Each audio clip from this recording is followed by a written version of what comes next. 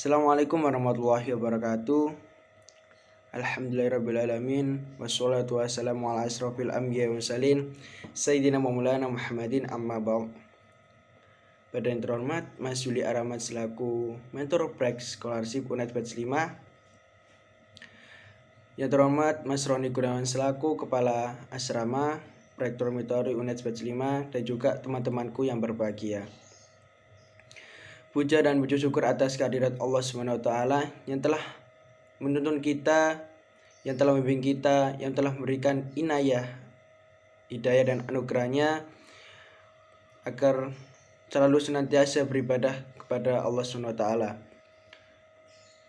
Salawat dan salam tetap kita curahkan pada junjungan kita Nabi Agung Muhammad SAW yang telah menuntun kita dari jalan yang gelap, jalan penuh dengan kejahiliaan, jalan penuh keburukan menuju jalan yang terang benderang, yakni Adnul Islam wal Iman.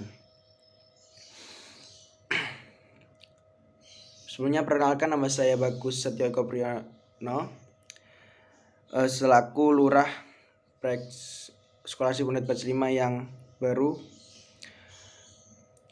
Dan juga izinkan saya untuk memberikan kultum pada pagi hari ini ataupun pada hari ini dengan judul pentingnya mengendalikan amarah.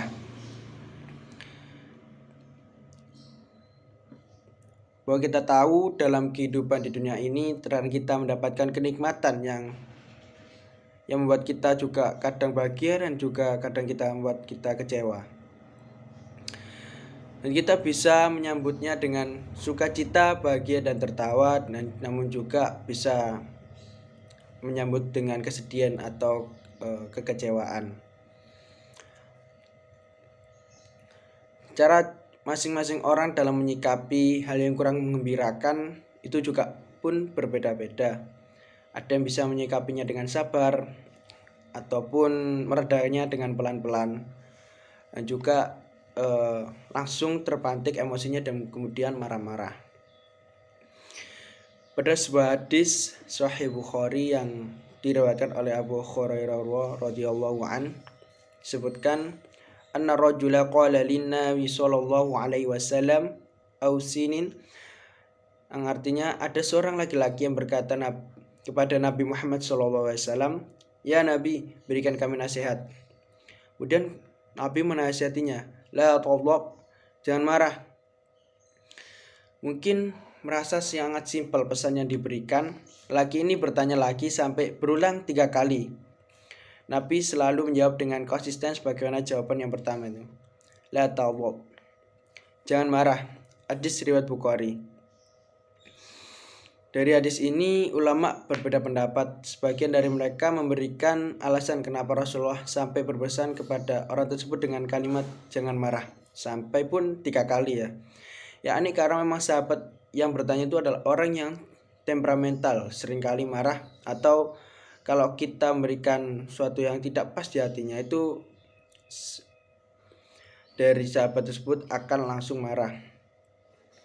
Sebagian ulama menjelaskan kemuliaan seorang akan tetap terjaga apabila ia bisa mengontrol emosi marahnya. Dalam sebuah hadis yang diriwayatkan oleh Ibnu Battal mengatakan bahwa mengontrol emosi diri sendiri itu lebih berat daripada mengontrol musuh. Dan menurut sebagian ulama, Allah membuat marah dari api. Apabila orang tersulut emosinya, api kemarahan akan membara. Api tersebut meletup sehingga darah yang ada di mata dan muka menjadi tampak memerah. Kulit luar akan menampakkan apa yang ada di belakangnya. Tidak bisa dibohongi, jika ada orang yang marah, kulitnya akan menceritakan hal yang tersebut dengan sendirinya. Apabila orang yang sedang emosi tersebut bisa menahan emosinya sehingga meletup, dapat diredamkan, meletup lagi, diredamkan lagi, yang akan terjadi adalah kulit akan berubah menjadi kuning kemerahan dan bolak-balik seperti itu. Jadinya kulit menjadi tampak pucat, sehingga jika ada orang yang sedang marah lalu ia bercermin melihat dirinya sendiri, ia akan malu karena melihat dirinya betapa buruk ekspresinya dan sebab perubahan aura wajahnya. Orang marah pun akan jauh dengan orang yang berada di sekitarnya. Kenapa juga doa-doa yang dipanjatkan di sepertiga malam dinamakan munajat. Munajat itu artinya berbisik-bisik. Berbisik-bisik lebih identik dengan sebuah kedekatan yang intens. Lebih instan dari orang berbicara biasa. Berbeda dengan orang marah. Orang yang sedang marah, walaupun yang dimarahi hanya berjarak 1 meter, namun ada berbicaranya tinggi. Matanya melotot seperti orang yang sedang berbicara dengan jarak 100 meter.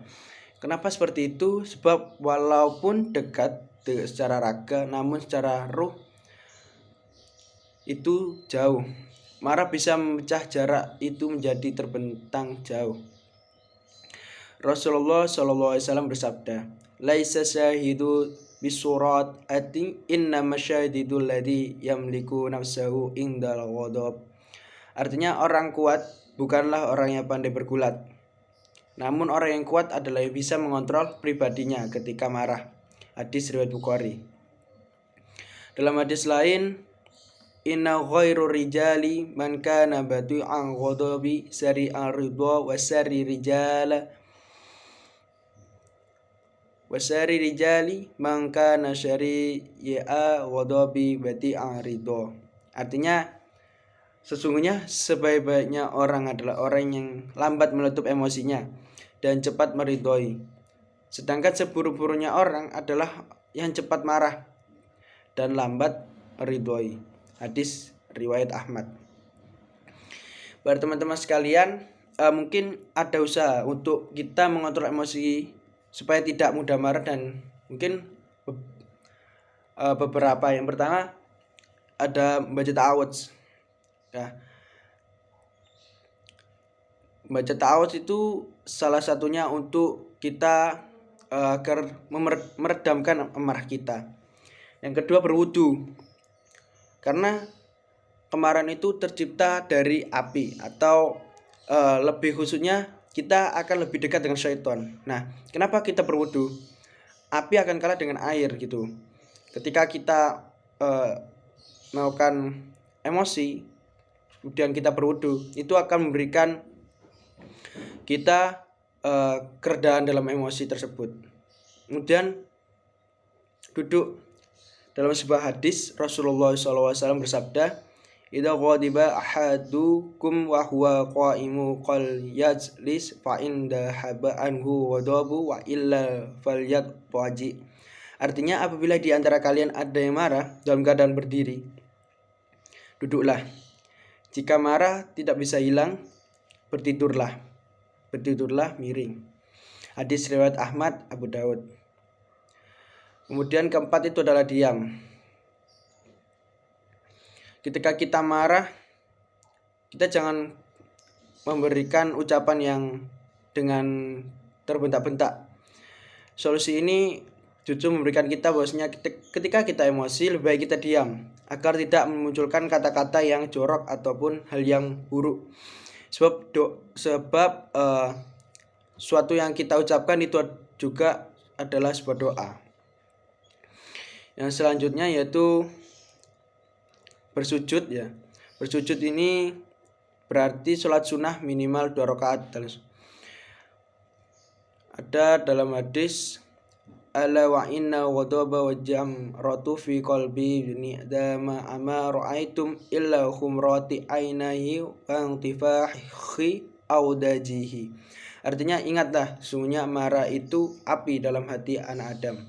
Tidakkah engkau melihat merahnya kedua matanya dan tegangnya urat darah di lehernya? Faman ahassa bi syai'in min dzalikal falyasaq bil ard. Barang siapa yang mendapatkan hal tersebut, hendaklah ia menempelkan pipinya dengan tanah atau bersujud. Hadis riwayat Tirmizi. Teman-teman sekalian, kita perlu ingat, beginilah di dunia ini tidak sesuai dengan bayang dan cita-cita kita. Keadaan akan sesuai dengan keinginan, perlu sedikit menunggu saat di surga. Kewajiban kita di dunia berusaha sekuat tenaga dan menjadi orang-orang yang bertakwa.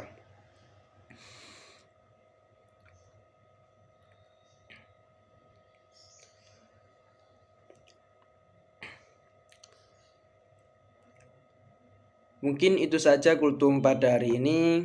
Kurang lebihnya mohon maaf apabila terdapat perilaku maupun ucapan yang kurang pas ataupun bisa dikoreksi teman-teman, bisa di kolom komentar di bawah ini. Nanti ini akan diupload di Instagram. Mungkin dari teman-teman, mungkin ada dari yang saya kulturkan ada kekurangan ataupun hingga bisa mengajukan mengoreksi kesalahan saya. Kurang lebihnya mohon maaf. Saya juga hanya manusia, tidak luput dari kesalahan dan dosa. Akhirul kalam, wassalamualaikum warahmatullahi wabarakatuh.